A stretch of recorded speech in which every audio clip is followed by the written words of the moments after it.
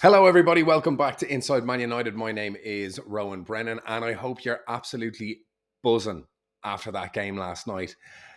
3-0, and without doubt, our best performance of the season, and fantastic performances all around the pitch with a makeshift defence, a kind of new look midfield I don't think we've ever seen play together, and a forward line that I don't think we've ever seen play together, and a complete performance, totally dominant, very comfortable, and it was just so refreshing to watch a match without gritting your teeth and biting your knuckles, just hoping for something to not go wrong or to not get an injury. It was one of the most enjoyable matches I can remember seeing United play in for quite a while. 3-0, let's get into it.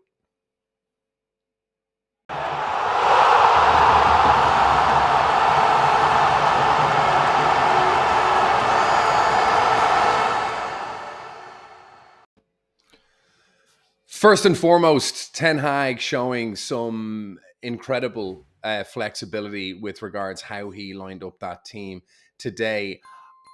There was talk pre-game that AMRABAT could be dispatched at right back. My team lineup was nothing close to what ended up being on the pitch, and my team lineup was very similar to a lot of other YouTube channels. So don't give me too much grief about the way I thought that team was going to line up. The forward line I got pretty accurate. The midfield I was accurate bar one player, but the defense I did not expect Lindelof to not be playing, and I didn't expect AMRABAT to be playing at left back. I mean, he's a right-footed player, and Dalot having done what he has done in the past for United, especially against Arsenal playing at left back, I'd have thought Dalot was the shoe-in for the left back spot. But that was given to AMRABAT, and Dalot was put back into right back. And it worked really, really well. AMRABAT making his full debut. And I just want to read some quotes here from AMRABAT. It's a perfect night. We played well and most importantly won 3-0. Since I was a child, I worked for this. I worked very hard my whole life. It's amazing to play here. It's fantastic. Now, the next piece I'm going to read out, okay? Just think about all the players that we have that whinge about, this is my best position. I don't want to play here. I prefer to be on this, blah, blah, blah, blah, blah. This is what AMRABAT said last night. I told the manager, play me where you need me. Goalkeeper, anywhere. Today it was left back, but I had a free role to play in midfield. I like to touch and have the ball. Of course, I'm not a left back who plays on the line, so I tried to give the team an extra option. Brilliant. It was a very good performance, an important result. We beat Burnley, then we showed character as we wanted to give the fans something to enjoy. I hope it continues. I'm not at my best. That's normal, as I didn't have a perfect pre-season with a little injury. I've been training very hard to 2 to 3 weeks to get fit as soon as possible. When I play games, I'll be stronger and better. Today for an hour and hopefully more. There's more in that article, but it's exactly the kind of stuff we want to hear from the new signing. I think everyone involved with Manchester United, both fans and staff alike, have been chomping at the bit to see what Sofyan Amrabat's going to be able to do. And he was brilliant last night. He was tough in the tackle, very physical, blocking players on that byline, letting balls go out for goal kicks, just shielding the ball very well, displaying passes. And one thing that was very interesting that you might have seen last night was when United were in transition and moving with the ball in possession, Varane was actually the one getting into midfield, with Amrabat actually coming in and completing that three-man defence, which I found... Well, I just couldn't understand it. I thought, if anything, Varane would stay back in defence and Amrabat would start moving forward. But Varane actually moved forward. And then you see Varane ushering Amrabat into midfield to leave, obviously, a two-man defence. But it was just interesting to see how United were transitioning and moving the ball around the pitch and where players were taking up positions. It was really refreshing. Like, it was very dynamic and players were all over the pitch, but I'll touch on that in a little bit. But Sofyan Amrabat making his full debut, playing the full game, and I think he had a fantastic impact and has shown really what he can bring to this team. Defensively, how he can complete the midfield. His range of passing was very, very good. He does have great vision for getting forward, and it was a very complete performance from him and a great kind of starting debut for a guy who's just come back from injury and playing in a team really properly for the first time. So Sofyan Amrabat, I think, giving Reds fans a lot to be hopeful for. And that leads me on to my Next point is Casemiro. What a game. For anyone that had doubts about his form from the beginning of the season, I think it's safe to say everyone had doubts about Casemiro's form since the start of the season. But he does have priors for being pretty slow out of the blocks, even for Real Madrid when he was a younger, fitter man. And even in a league where Real Madrid are quite dominant, you usually have a lot of the ball. Casemiro still stood out as someone that was kind of noticeably slow. So this is something that he has priors for. And remember, he came in last season a month into the season, so he kind of hit the ground running. And even then, he was a bit slow for the first couple of games. People were like, 60 million, Jesus. But then he turned into the player that he turned into. He was undoubtedly one of our most important players last season. And he did cause a few scares at the beginning of this season with his performances. Very slow, looked a bit sluggish. His legs were heavy. He looked a bit fat and overweight. You start thinking, does this fella have the level of professionalism required to be coming back into a season where we need him? He was incredible last night. 1 goal, 1 assist. His passing was unbelievable. His crossing was incredible. He is a danger going forward for teams. This is a very attack-minded central defensive midfielder. He's had 11 goals for United since he's joined. 11, which is a crazy, crazy contribution to be making from a central defensive position. He's had 20 goal involvements. That's 9 assists. 20 goal involvements as a defensive midfielder. 11 goals. He's already scored, I think, 4 this season. 4 goals as a defensive midfielder in a team that was struggling to score goals. Casemiro is an absolute sensation. It looks like he's back. And I'm so pleased that he looks back to his best. Listen, Palace didn't put up a huge fight. But listen, we made Wolves look good. People were saying about how great Wolves looked in that first game of the season. And we've seen how Wolves have looked since. Not very good. We made them look good. So when United do play comfortably and look like they're very dominant, it's not always easy, it's not always the best thing to say, oh, well, Palace didn't put up much of a fight. Palace are a very strong mid-table club and have been playing very well and quite resurgent under Roy Hodgson. We made them look poor. We made them look average because United were just so, so good. Casemiro looks back. Amrabat looks good. He looks like he's going to only get even better once he's back to full fitness and his injury is behind him. And I think an Amrabat Casemiro midfield is going to be absolutely joyous to watch. So I'm very, very pleased for how those two performed last night. So Casemiro, he is back with a bang and not a minute too soon. Mason Mount, a player that I think we were looking forward to coming back, not because we missed his bombastic performances from early season or preseason, but just because we were so low on personnel. And he looked like a different player yesterday. He was dynamic. And when you look at the work that he does off the ball, it's fantastic. You can see that's exactly why he was brought in. Eriksen doesn't do a lot off the ball. He's defensively poor. He's very attack-minded. He's going to be very, very important for us when we're going to be dominant, have a lot of possession, and going to be facing the opponent's goal a lot. It's going to be an opportunity to give Bruno a rest and for Eriksen to come in and get some valuable minutes and be able to come in at the end of games if we want to try and chase a goal. And the team are going to be playing quite defensively and on the back foot. But he has been lacking in a more defensive role. Mason Mount was fantastic yesterday. He was combining so well with Mejbri, combining with Pellistri on the right-hand side. And you'll often see yesterday, Mount was on the left, then he was on the right. Mejbri was on the left, then he was on the right. They were swapping wings constantly, and it was brilliant. They weren't just hugging one particular side of the pitch, being dominant and trying to combine with one type of player. They were each side of the pitch. I'd say that was confusing as hell for Palace. If they were man marking, forget about it because you're just going to get dragged out of position and all over the place. So I found United's dynamism in the middle part of the pitch and those midfield players were all over the place. And I say that in a very positive, good way. It was refreshing to see. Unfortunately, came off after 45 minutes. I hope that was more precautionary. I'd say maybe he felt a little niggle or just didn't feel like it was right to do the hour. It's typical that Ten Hag, if he wants to give a player a run out, will give them 60 minutes before swapping them out. But Mason Mount, having a very bright and effective 45 minutes. And I think everyone was very, very pleased with his contribution yesterday. Of course, it was his cross for the goal for Garnacho. So combining very well and getting himself an assist.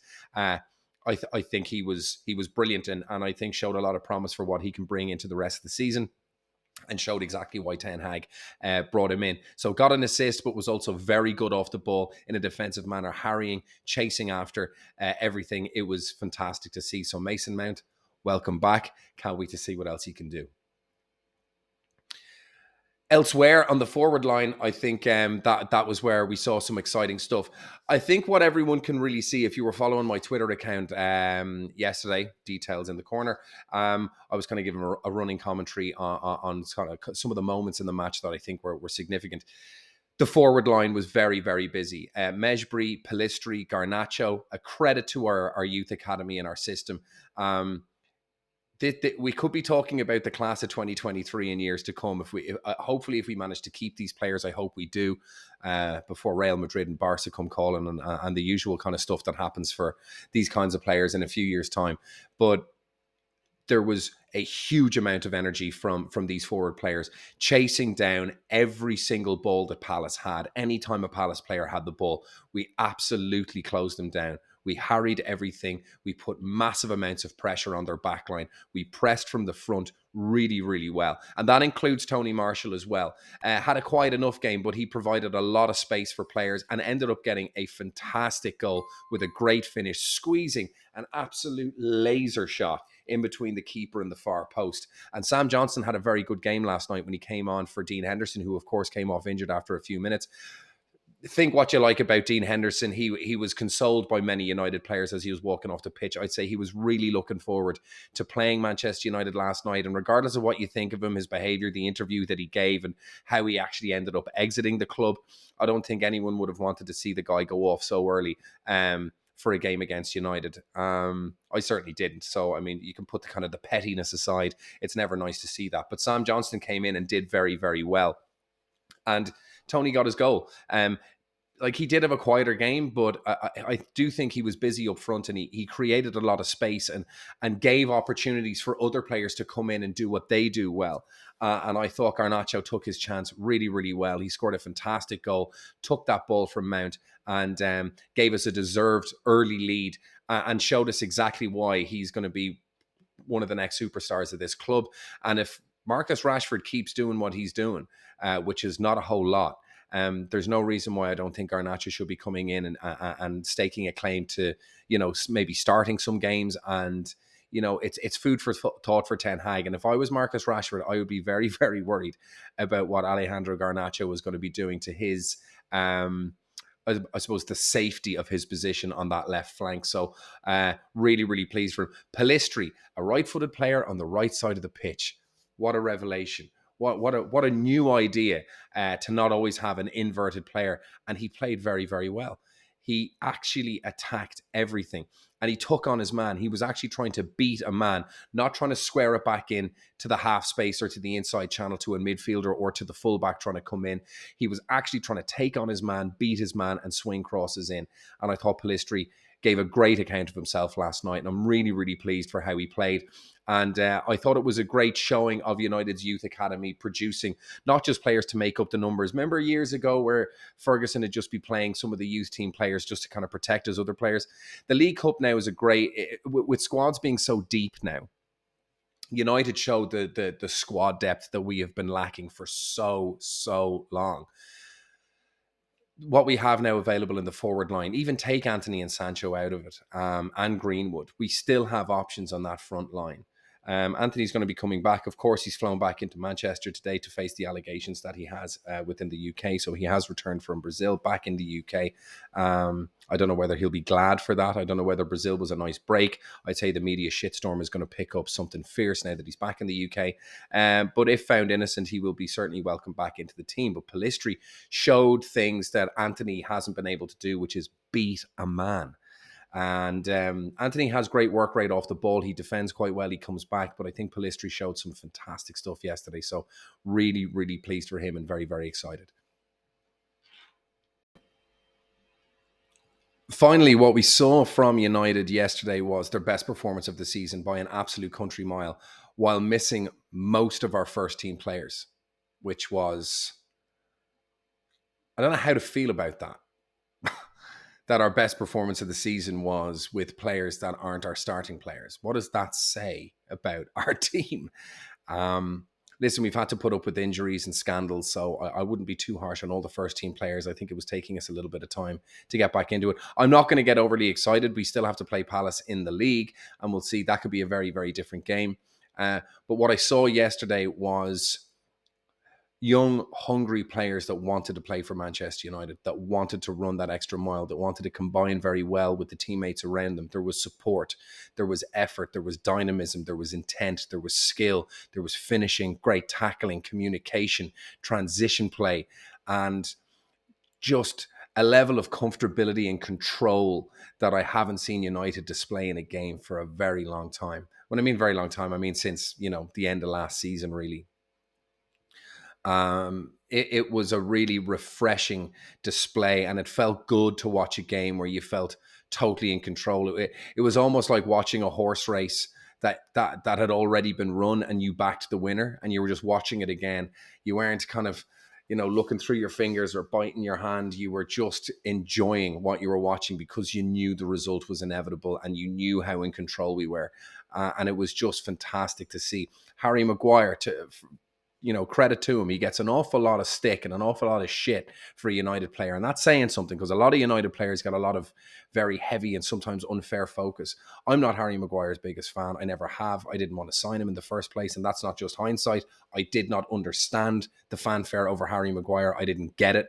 I certainly didn't think he was worth 80 million. I thought it was a big knee-jerk reaction to, oh, well, they got Van Dijk for 80. We better get our big super centre back for 80 million quid as well. But listen, the guy didn't ask to be 80 million quid, and it looks like he got the captaincy after Rashford and Pogba refused it. So I don't think he was Solskjaer's first choice as captain, but given that two other players refused it, I think he must have thought, okay, well, let's give it to the new centre back signing who's been playing so well for England. Um, Listen, I don't want him at the club. I don't think he's good enough to play for the club, but credit to him yesterday. He came in and he did very well. He hasn't pissed and moaned. He's lost the captaincy. He's a record signing for us, and he has behaved in a completely different way to Jadon Sancho and displayed utter professionalism. So listen, he gets the stick when he plays badly, so he should be getting the plaudits when he plays well. And I thought Harry Maguire had a very complete, rounded performance yesterday, and was very solid and reliable. So kudos to Harry and very well done. Diogo Dalot played well. Listen, he's got a mistake in him every now and again. You saw some sloppy passing yesterday that wasn't punished, and that's in Dalot. He has a tendency to just have a couple of little moments during a game where he just, a wayward pass in his own, defensive third, trying to get it to a player, and it gets intercepted by an opposition player, or, it's just a bit wayward, and he just causes problems for us in areas of the pitch, and just, he can do it every now and again. But overall, I thought Dalot played reasonably well at right back. And he's been getting minutes, and I think he'll just get better and better the more minutes he get. I think he's one of those players that all players need minutes, and they play better the more they play. But Dalot, he seems to kind of come into his own when he gets more minutes. And listen, he's got his pick of the fullback positions. He's there for left back, he's there for right back. He's come in and done a reasonably good job anytime he's been called upon in the more recent games. So, tip of the hat to him as well. And it was just great to see that performance from returning players, new signings, new look midfields. We haven't seen Mount, Mejbri, and Casemiro play together like that before. We haven't seen Pellistri, Garnacho, and Tony playing as the front line as well. And Amrabat coming in as a fullback, being able to come in and take in some of those midfield positions, coming in to make a defensive three while Varane got more advanced. It was just exciting to see a well-oiled machine operating the way it's supposed to. And I think you can start seeing glimpses of what Ten Hag wants from this team. And the squad depth we have is just so refreshing. For so long, we have a good, first 8 players, first 9. But, there's a couple of players that shouldn't really be there, like McTominay and Fred, Maguire, De Gea maybe even being one. Rashford at some stages pre-last year where you're like, Jesus, Is he up to it? Anthony not looking great. But then you look at Pellistri and Garnacho, Hoyland coming in again last night and looking lively, even just getting a few minutes at the end. We're starting to see a squad that's got depth. Okay, you take one piece out, you can put another piece in. And this is what Man City are able to do.